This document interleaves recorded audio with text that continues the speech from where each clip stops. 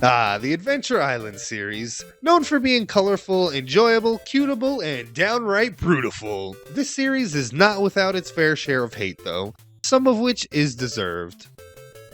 On today's episode, we discuss the fourth title in the series and the most ambitious entry into Hudson Soft's library. This bad boy was an outcast amongst the series, having never made it out of Japan. However, being the last released Famicom title ensures this game is a technical wonder to behold. The developers really knew how to push the old Fami to the limits, and it really shows. But before I get ahead of myself, guys, let's jump right into the review.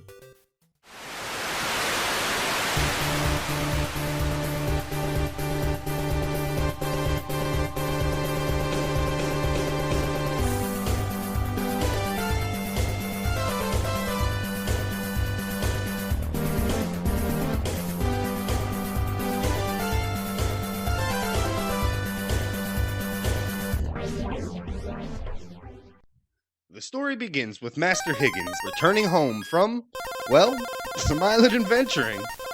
Upon his return, a face appears in the sky before Higgins and his girlfriend Tina, and boy do they ever look surprised. It sucks up all of their dino friends, then promptly vanishes.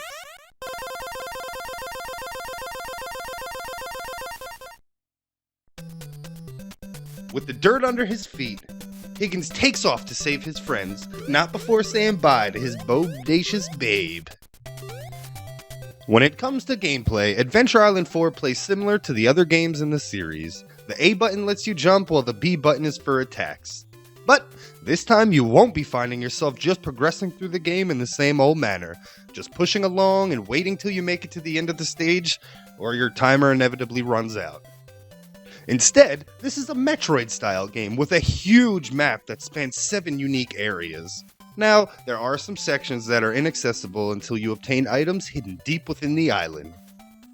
That's right, I said items. Pressing the start button brings you up to a menu, making them easy to select and change. You start the game out with only a bone. Exploring the island and defeating some of the many bosses will net you more weapons, most of which are used to traverse a few areas of the game. The water gun, torch, and hammers are all used to unlock and access new areas in the map, while the surfboard, snowboard, skateboard, and umbrella can be used to cross big gaps and make really tricky jumps.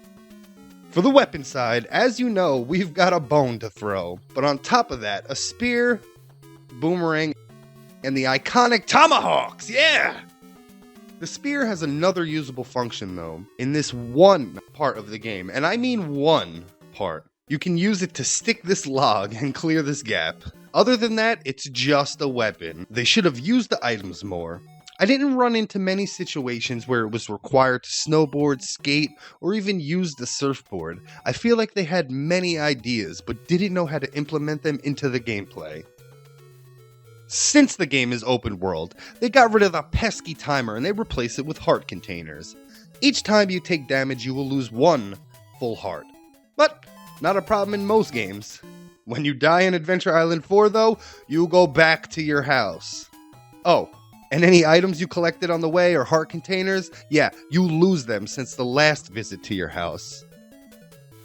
There are a few ways to warp around the island. Higgins can fast travel with the use of an egg when placed on these podiums, or this ticket that you collect by competing in one of the many different minigames will take you right back to your house. The range of enemies you cross are typical island creatures. They each inhabit the ecosystem that they belong to, and honestly, it's the best thing when a company takes time out to make more sprites. They aren't recolors or even reskins of older enemies.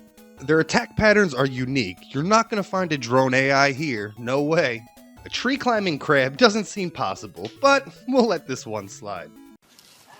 Wait, they climb trees? Only downside to the enemies.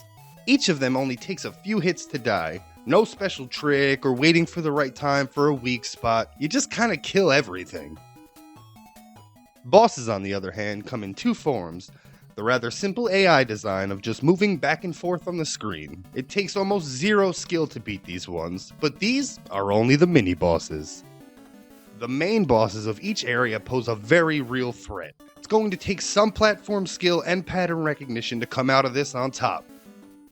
by chance you are defeated, you have to run all the way back to that boss again. So, remember to use the teleport egg, or suffer the consequences. However, if you do manage to finish off an area boss, you'll be rewarded one of the many weapons in the game, and the next area will open up.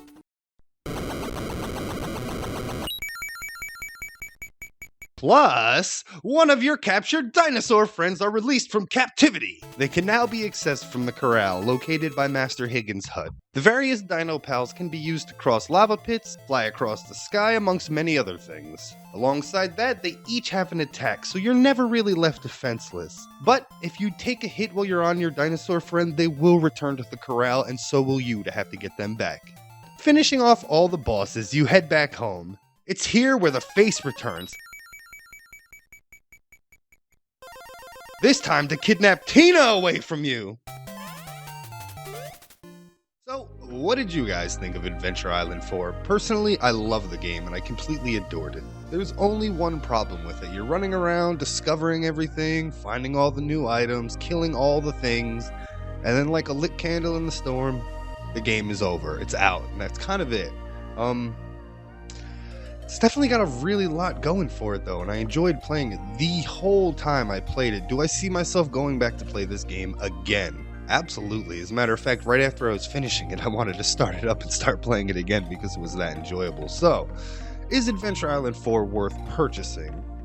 I got this cart for around $40 last year at Too Many Games, and after actually beating it, definitely is worth it. The game is kind of tough starting out at first because you don't have that many items, you don't have that much health or anything, so like I said in the review, when you die you have to go all the way back to Master Higgins' house, and that kind of lengthens the game a little bit, not to mention all the backtracking that you have to do. So aside from the game being kind of easy and a little bit on the short side, if you can find Adventure Island 4 for a good price, repro under $40, definitely worth picking up. I could not actually find the actual Famicom version on eBay or Amazon or anything like that, so I don't know what the hell's up with that, man. It's really fucking weird. But anyway, guys, that was my review for Adventure Island 4. I hope you guys enjoyed it, and as always, I'm Rewind Mike, and thanks for watching.